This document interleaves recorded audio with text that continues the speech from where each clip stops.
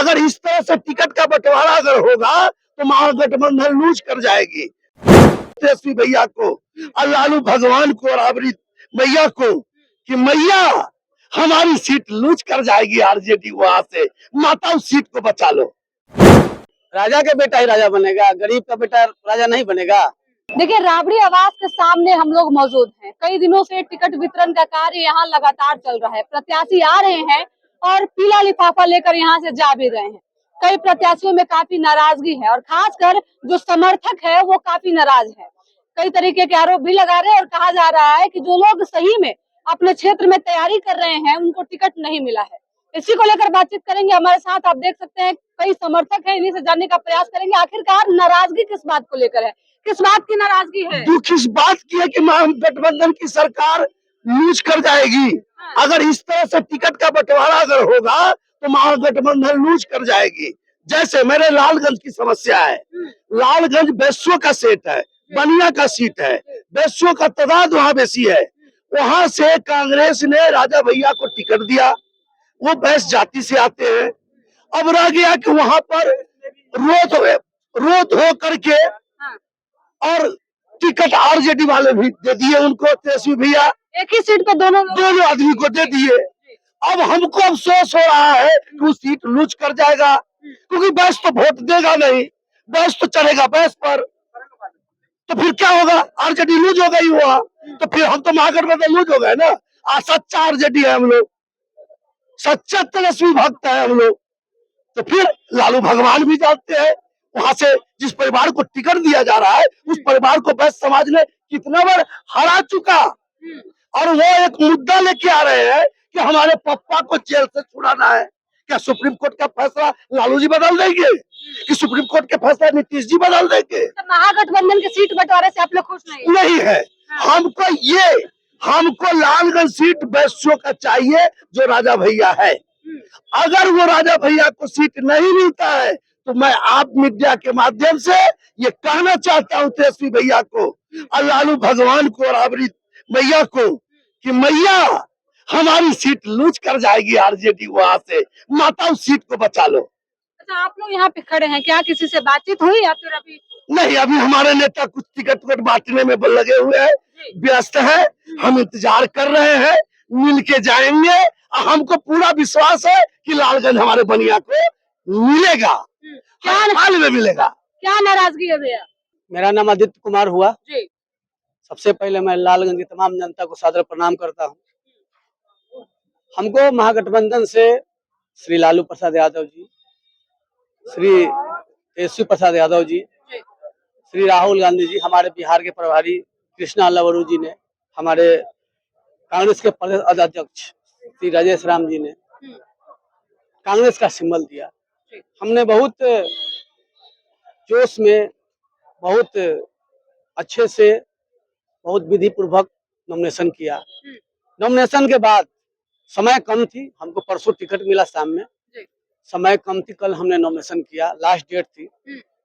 Nomination के 1 घंटा के बाद आरजेडी के सिंबल से श्री लालू प्रसाद यादव जी ने शिवानी शुक्ला को टिकट कंफर्म किया, जाके उन्होंने नॉमिनेशन दिया। थोड़ा इससे मायूस हुआ मैं, आखिर ये कैसा गठबंधन। एक तरफ हमें कहा जाता है कि जीत कर पार्टी को मजबूत कीजिए और सरकार बनाइए, एक तरफ उसी सीट पर फिर से कैंडिडेट उतार दिए, फिर कैसे सरकार बनेगा? आरजेडी तो कह रही है कि हम लोग फ्रेंडली फाइट चाहते हैं, जहाँ पे जितने कैंडिडेट हो जाए। फ्रेंडली फाइट से क्या मतलब होता है? आप बता सकते हैं? फ्रेंडली फाइट से क्या मतलब होता है, बता दीजिए आप। मैं आपसे ही पूछना चाहता, आप जब हमसे सवाल पूछ रहे हैं तो आप बता दीजिए कि फ्रेंडली फाइट का क्या मतलब है। यानी कि कांग्रेस भी वहाँ से अपने उम्मीदवार उतारे, आरजेडी भी उतार रही है। कहाँ से सरकार बनेगी, बता दीजिए। राजा का बेटा ही राजा बनेगा, गरीब का बेटा राजा नहीं बनेगा। यहाँ किसी से बातचीत हुई सर या फिर? हम पिछले 3.5 घंटा से यहाँ पर खड़े हैं, पूरी संख्या में हम लोग यहाँ पर आए हुए हैं। करीब 100 गाड़ी, 1000 आदमी से ऊपर होगा हम लोग के साथ, पूरे लालगंज समाज। हम लोग का 80,000 बनिया, बैस बनिया का वोट है वहाँ, और अति पिछड़ा अति पिछड़ा समाज से हम आते हैं, कानून जाति से आते हैं। जी। वहाँ पर ईबीसी का वोट लमसम 1.5 लाख से ऊपर। मतलब कि 2 कैंडिडेट उतारने से महागठबंधन को नुकसान हो रहा है। वहां ही नहीं होगा ना, अगर हमारे माननीय लालू प्रसाद यादव जी, अभी 2 दिन समय है, 19 और 20 को टिकट वापसी का समय होता है। जी।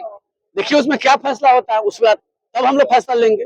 अभी तो हम फैसला तो लेंगे। क्या क्या फैसला हो सकता है? अगर टिकट वापस नहीं लिया गया तो आप क्या करेंगे? टिकट वापस नहीं लिया जाएगा तो इसका फायदा तो हम बाद में बताएंगे, अभी नहीं बता सकते। इसका परिणाम बाद में। बाद में पड़ेगा। हाँ, अभी नहीं। अभी तो हम तो चाहते हैं कि महागठबंधन सरकार बने।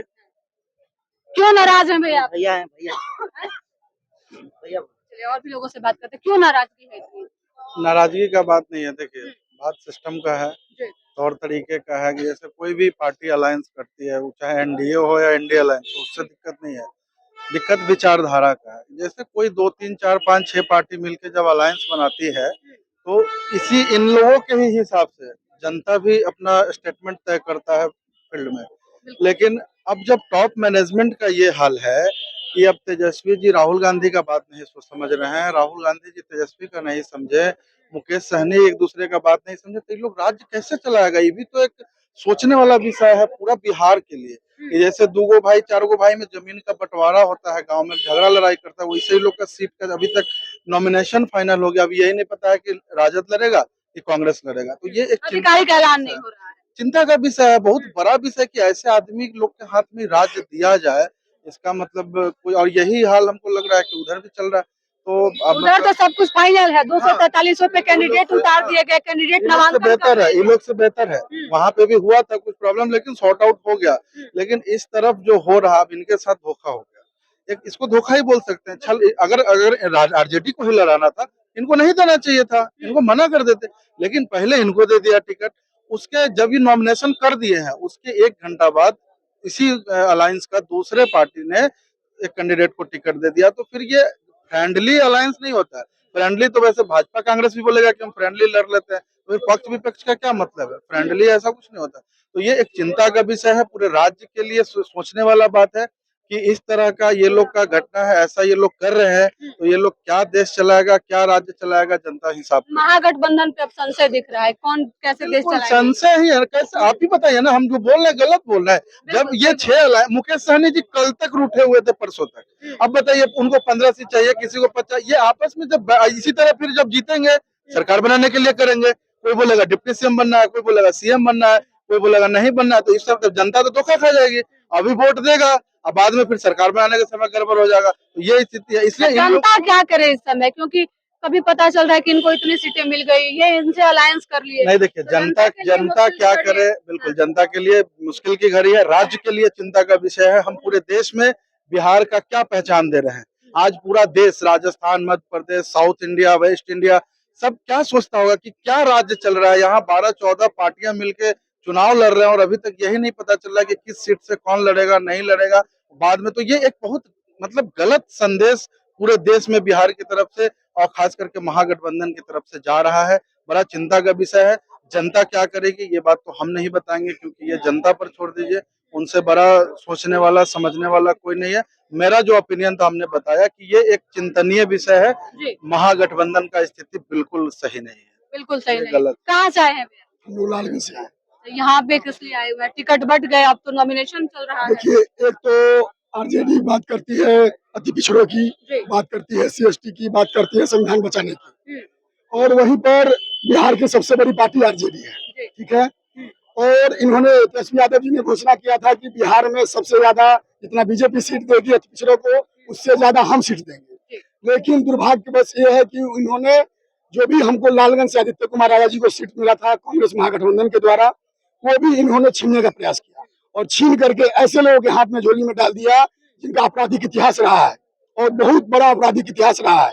आपको पता नहीं होगा तो लालगंज के, आपको पता नहीं है तो लालगंज की धरती पर जाकर के उनके बारे में पता करिए। लालगंज की जनता क्या चाहती है? लालगंज की जनता चाहती है बदलाव। लालगंज की जनता चाहती है आदित्य कुमार राजा। लेकिन यहाँ पर आप बात कर रहे हैं, फ्रेंडली की बात कर रहे हैं, इनके घर में खुद नहीं अपना बनाव पड़ रहा है, तो बिहार कैसे बदलने चल देंगे? बिहार बदलने की बात कर रहे हैं ना, तो पहले अपना विचार बदल ले। इनके पास एक विचार पर जो खुद नहीं चल पा रहे हैं, इनको बदलना होगा।